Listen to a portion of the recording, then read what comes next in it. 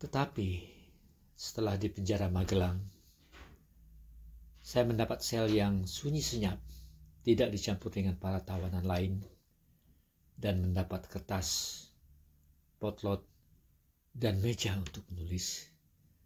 Maka timbul pikiran untuk menulis, meskipun hanya untuk mengisi waktu saja. Mulanya saya hendak menuliskan tulisan tentang Aslia yang mulai ditulis sejak tahun 1942 di Jakarta.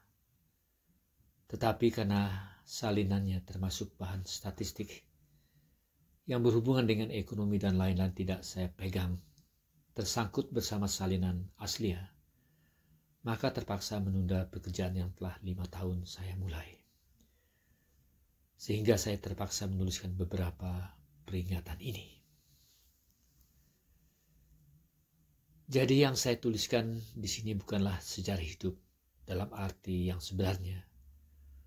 Bukan sejarah hidup yang biasa ditulis menurut tarikh dari masa kanak-kanak sampai masa dewasa dan masa pendidikan sampai masa bekerja buat masyarakat, yang biasanya dinamakan buku Life and Work atau hidup dan pekerjaan. Tetapi saya tidak menulis sesuatu yang tidak mengandung sejarah yang tidak berkaitan dengan saya. Ahli sejarah dapat membandingkan apa yang saya tulis dengan kejadian sebenarnya.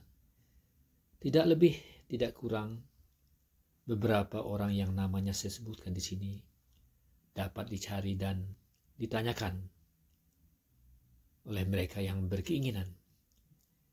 Jika tidak cocok, benar, maka terletak pada kemauan melainkan kekhilafan sebagai manusia atau pada sifat daya ingat.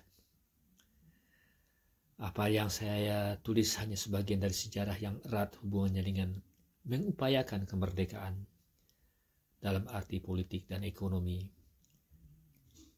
Bagian hidup itu saya pusatkan pada beberapa penjara.